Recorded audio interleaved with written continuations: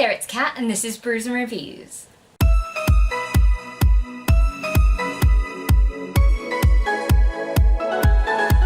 So it's been a while since you've seen my face pop up, you know, a video on the channel or any of that, and that's because I broke my laptop. Again. Because I am the laptop murderer. It happens like once or twice a year. I need help. Anyway, today I'm going to be filming a video that is part of a collaboration series called 10th 12, and that's created by Steve from the Lawn Gnome. Loads of other great booktubers are taking part in this collab, and you know, I'm just really excited to give it a go. Basically, today we're going to be talking about 10 books that Booktube made me read. Also, sorry if I look mental right now. It's, you know, weird sitting in front of the camera and having the lights again after, like, not doing this for 2 weeks, 3 weeks, 4 weeks. So the first book that I want to talk about should really come as no surprise, and that is Red Rising by Pierce Brown, because I love this series so damn much. It's a sci-fi dystopian world with a colour-based caste system, and it's just really cool. It's very based on Romans and how they would do things, and there's a lot of like death and murder and space battles, and yes, thank you. I will take all of that and just bring it very much closer to me. This book was actually recommended by Becca and Mike from Books and Looks. They don't really make videos anymore, but it is because of them that I decided to read Red Rising and I fell in love. And this is a great series, and to be honest, the first book is the weakest of the three. It only gets better, and the first book is absolutely brilliant, so can't recommend that one enough. The next series that Booktube made me read, I actually don't remember who I heard talking about this. This was like pre-me having a channel days when I was like a lurker. Anyway, the book series that Booktube made me read was the Graceling series by Kristen Kershaw. Now, I just really like the premise of this book. It's a fantasy book where some people are born with like these special powers. They're called a grace, and they have heterochromia, and basically if they are grace, they can do something. It could be something as simple as being able to swim really well, being able to juggle, or, you know, being able to kill someone from 50 paces away with like a throwing dart or something, so, you know, something like that. So this story really appealed to me just simply because I really like that sort of magic, and yeah, I just really loved it, so this was definitely a worthwhile pick for me. Anyone want to guess what the next book that I'm going to hold up is, if we're talking about brooding, evil villains that I love regardless of the fact that they're evil and so wrong? It's the Grisha Trilogy by Leigh Bardugo, and no, I'm not ashamed. I am like a Darkling stan, and I'm sorry, I can't react any other way. I love these books because of the Darkling, and to be fair, because of the Grisha. I really love Zoya and a couple of the other characters in there. The main, like, Mal and Alina are a bit like, but I really enjoyed them. I really enjoyed that it's a Russian-based fantasy world, and basically anything based on a dark villain or, like, the darkness as the bad guy, I fucking love it, and I don't know why, so, you know, this is great, and I'm really glad that Booktube made me read this one. Again, I have no idea who recommended this one to me, but it was Booktube. Next we have The Ark of the Scythe by Neal Schusterman. Now, for the longest time, I thought this was a duology. I really did, and when I got to the end of the second book, I was very confused. And I was like, wait, what? It's a trilogy? Huh? Yeah, apparently it's at least more than 2 books. But no one on Booktube told me this when I was recommended this book by, you know, everyone under the sun, because this was really popular at one point. And when I eventually picked it up, I really enjoyed it. I really enjoy things to do with death. And Scythe is set in a world where humans have sort of evolved past natural death. So these people exist called scythes, and they are basically there to cull the population. They choose someone at random or to kill, because otherwise we would overpopulate and destroy the planet more than we already are.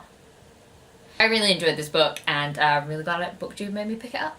And now we're moving into the graphic novel section of this video. So a graphic novel that I picked up because of Kaz from Cats and Camera is Chew, which is just an awesome graphic novel. Basically, it's about this guy called Tony Chu, and he is a cyberpath, which means that when he eats food, he can taste exactly where it's been, how it was killed. He basically goes through its entire life. And he's a detective, and there's a whole mystery, and it's just really good. I really enjoyed it. The premise of it got me straight away, and I was like, I just really want to read something unusual and like kind of gross, because he has to start using his abilities on humans sometimes too. So, you know, it was just really good. I really enjoyed it, so I'm really glad I picked this one up. Next graphic novel I picked up because of Booktube was Descender. Now, this one I picked up because of the Term Infinity and Beyond Readathon that I co-host, and it was one of the books that I think it was Sam from Sarcasm and Sci-Fi had put as her host read, and I loved it. The art style in this is stunning, and you probably can't tell because lights, but it's very watercolory, and I just really like the look of it. It's, you know, cyborgs, robots, death, destruction, space, and cuteness, to be honest. There's a lot of cuteness with a bit of gore, and I just really think you should pick it up because Tim's really cute, and his little dog robot is really cute as well. Anyway, I just really enjoyed this one, and I'm so glad I picked it up. This was definitely one of the ones that I'm glad that a readathon made me read. That tends to be something that gets me if I'm reading something purely because it's part of a readathon. Then I'm like, oh, I don't know if I want to read that, and then I pick it up and I'm like, oh my god, I'm so glad that Booktube made me read this. So, you know, that's always good. Oh. You know when you have your first cup of coffee of the day and you're like,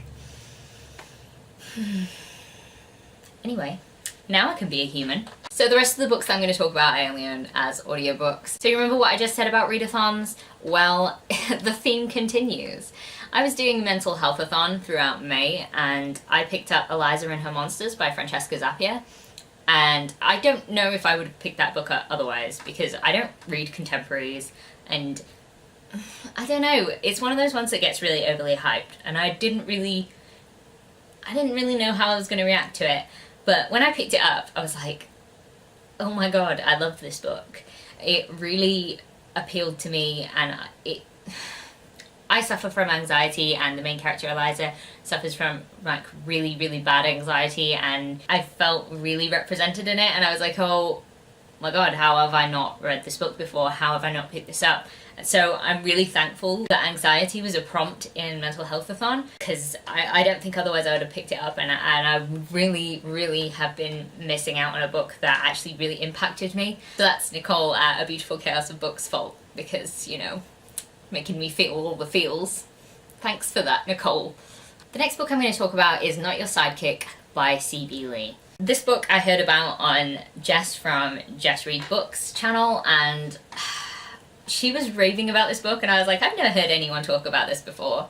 It's superheroes, people with powers, it's full of representation, and I was like, okay, I like superheroes, I like YA, I like representation, so all of these things stack up to something that I really want to read, and I decided I would get the audiobook for it, and I listened to it in a day, and I kept thinking, wow, this is really good, I really enjoy this, and there's a bisexual relationship that starts. It's really cute. I kept thinking this is the cutest thing ever. Basically, I just need to read more bi books because as a bisexual lady, I do enjoy reading them. Honestly, if you're after racial and LGBTQ representation, this is a great book to pick out. It's cute, it's cool, and I just really like sort of the superhero trope that were happening. It was really fun. This is definitely a book that you should check out because I'm so glad that Booktube made me read this. The next book that I'm going to be talking about, it's probably a good job that I don't own this because it would probably make my hand fall off trying to hold it.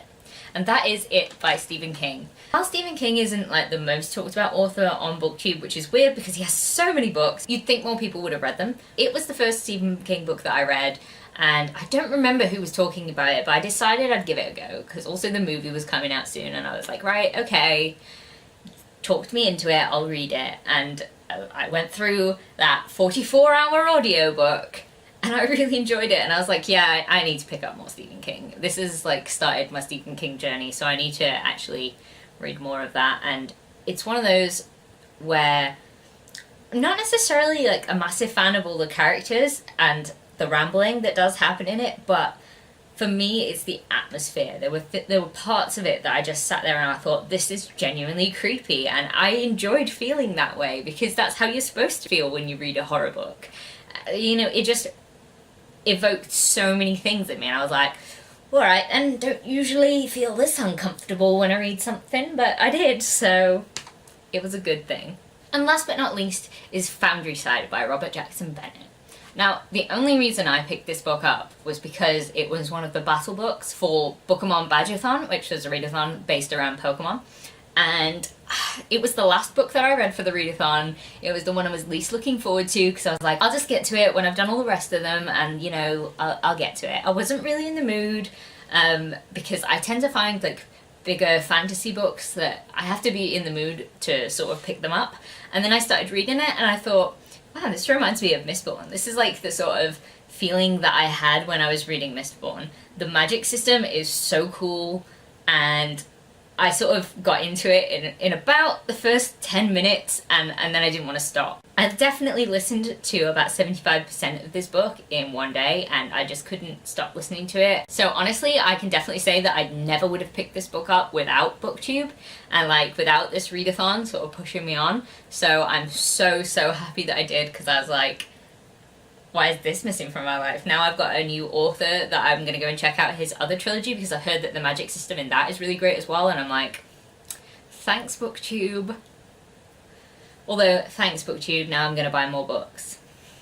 So there you have it. Those are the 10 books that Booktube made me read. Well, you know what, everyone out there recommending books, you know, you're not doing it for no reason. We all really enjoy hearing what each other has to say about books we've enjoyed or not enjoyed, and it's not for nothing. I have found so many things that I wouldn't normally read through Booktube recommendations, and yeah, it's changed my reading habits quite a lot, so I'm really grateful for that. So I just want to end this video by thanking Steve from the Lawn Gnome for organising all this. I'll leave a link to his video down below, and in the description of his video you can find everybody else that took part in this collaboration. So if you like this video, please leave a like, comment, subscribe, and I'll see you in the next one.